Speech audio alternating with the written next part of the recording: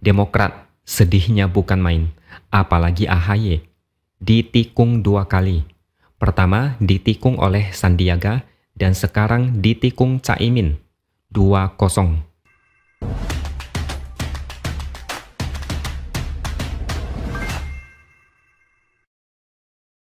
Halo, bertemu lagi dengan saya X Hardy di Opini Seaworld. Sedih, benar-benar sedih. Bukan saya yang sedih, tapi AHY sedang berada dalam kondisi yang sangat memprihatinkan. Setelah sekian lama berjuang, bertahan, bermimpi dan berharap jadi calon wakil presiden, akhirnya mimpi itu musnah menjadi abu. Berita mengejutkan datang, bagai petir di siang bolong. Demokrat merilis pernyataan pers dari Sekjen Demokrat. Ceritanya, pada tanggal 29 Agustus beberapa hari lalu, Demokrat menerima kabar yang paling menakutkan. Pada tanggal tersebut, di Nasdem Tower, Surya Paloh melakukan manuver mendadak dan secara sepihak menetapkan Caimin sebagai cawapres Anies. Dan sedihnya, kabar itu tanpa sepengetahuan Partai Demokrat dan PKS. Anies katanya dipaksa untuk menerima keputusan itu. Dan Anies tidak memberitahukan ini secara langsung kepada Demokrat dan PKS, tapi malah mengutus Sudirman Said. Demokrat sedihnya bukan main, apalagi AHY. Ditikung 2 kali. Pertama ditikung oleh Sandiaga dan sekarang ditikung Caimin. 2-0. Demokrat dipaksa jatuh ke lubang yang sama untuk kedua kalinya. Demokrat ngamuk, sudah pasti. Mereka marah, tidak bisa disalahkan juga. Mereka bilang kejadian ini adalah bentuk pengkhianatan terhadap semangat perubahan dan piagam koalisi. Dan juga pengkhianatan terhadap apa yang disampaikan oleh Anies sendiri. Demokrat rupanya sangat serius dan bakal mencopot baliho-baliho yang ada gambar Anies. Ini kayak orang yang berharap dipacarin, ternyata ditinggal pergi, sehingga foto-foto kenangan dihapus semuanya. Sedih memang, AHY kalah 2-0. Demokrat gulung baliho sama kayak perusahaan gulung tikar. Mimpi kandas, impian berubah jadi abu. Segala yang diperjuangkan habis. Penantian yang panjang akhirnya berbuah sakit hati. Kata orang, segalanya akan baik-baik saja. Segalanya akan menjadi lebih baik. Badai pasti berlalu. Tapi AHY malah makin sial. Segalanya makin rumit dan menyakitkan. Endingnya bukan happy ending.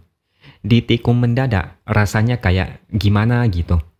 Saya paham dengan keputusan Nasdem yang ogah mengusung AHY sebagai cawapres Anies. Kalau Anies AHY dipaksakan, sama saja langsung terima kekalahan. AHY bukan cawapres yang bisa menolong Anies untuk bangkit. Di satu sisi, Demokrat tidak mau membiarkan Anies menentukan sendiri cawapresnya. Kalau pada akhirnya Anies setuju Caimin cawapres, Demokrat harus legowo terima keputusan itu. Di piagam koalisi ada satu poin di mana Anies diberikan mandat untuk menentukan cawapres sesuai kriteria yang sudah ditetapkan. Tapi di sisi lain, Anies terlanjur membuat AHY bermimpi terlalu tinggi.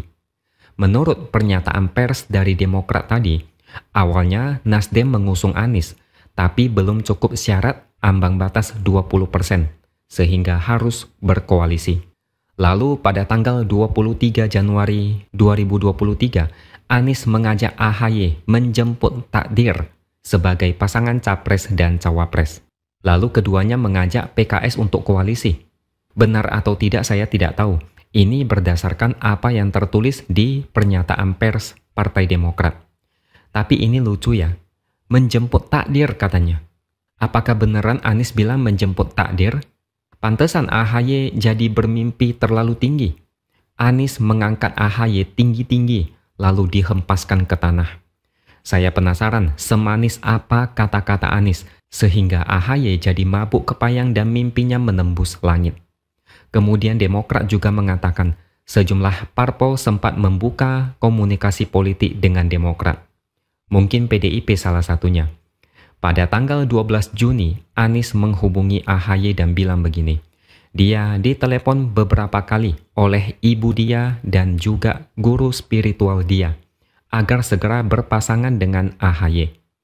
Selain itu, 3 parpol koalisi memberikan mandat pada Anies, sehingga pada tanggal 14 Juni, Anies memutuskan memilih AHY sebagai cawapres. Kata dia, AHY memenuhi syarat dan kriteria seperti yang tertulis dalam piagam koalisi. Bahkan keputusan Anies itu ditulis dengan tulisan tangan dan ditandatangani. Dikirim ke AHY tanggal 25 Agustus. Isinya meminta secara resmi agar AHY bersedia jadi cawapres Anies. Singkat kata, Demokrat dan PKS dulu sempat sepakat nama cawapres harus diumumkan segera karena waktunya sudah mepet. Tanggal 25 Agustus mungkin adalah puncak dari kebahagiaan AHY karena dia merasa cawapres sudah di depan mata. Tapi ternyata takdir berkata lain. Menjemput takdir berubah jadi membuang takdir. AHY hanya bersenang-senang selama 4 hari karena tanggal 29 Agustus Anies terpaksa harus berduet dengan Cak Imin. Saya bisa paham dengan sakitnya AHY yang diberi mimpi setinggi langit tapi kemudian dijatuhkan sampai hancur berkeping-keping. Anies memberi harapan yang kelewat tinggi. Mungkin ini bukan salah Anies juga karena katanya keputusan ada di tangan Surya Paloh. Tanpa Nasdem, Anies bisa apa?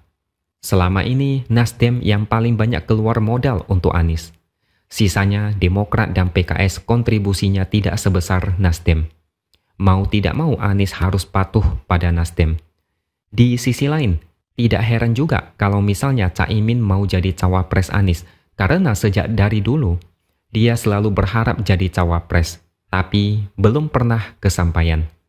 Apalagi baru-baru ini Prabowo tiba-tiba mengubah nama koalisi menjadi Koalisi Indonesia Maju dan Cak Imin tidak dilibatkan. Ini sebenarnya kode kalau Cak Imin itu kayak tidak dianggap penting. Mungkin ini ada kaitannya dan gayung bersambut. Nasdem mengajak Cak Imin jadi cawapres. Rezeki bagus kok ditolak. Begitulah kira-kira.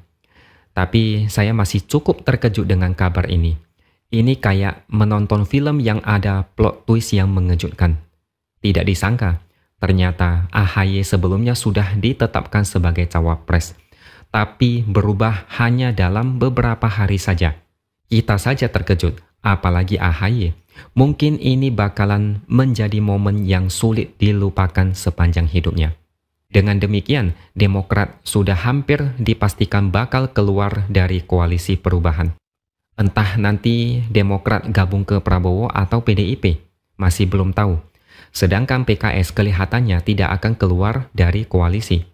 Ambisi AHY membuat Demokrat mau tidak mau harus mempertahankan harkat dan martabat partai. Akhirnya, AHY sudah merasakan sendiri pengalaman dikibuli dan dibuai dengan janji manis. Persis seperti apa yang terjadi pada sebagian besar warga DKI Jakarta. Janjinya spektakuler. Ternyata endingnya kosong melompong. Demokrat bakalan sibuk karena harus menurunkan dan menggulung baliho bergambar Anies. Mungkin balihonya nanti dijual pakai timbangan kiloan. Oke, sekian dulu opini dari saya. Subscribe channel ini supaya makin berkembang dan tuliskan komentar Anda. Terima kasih sudah menonton dan sampai jumpa lagi di lain kesempatan.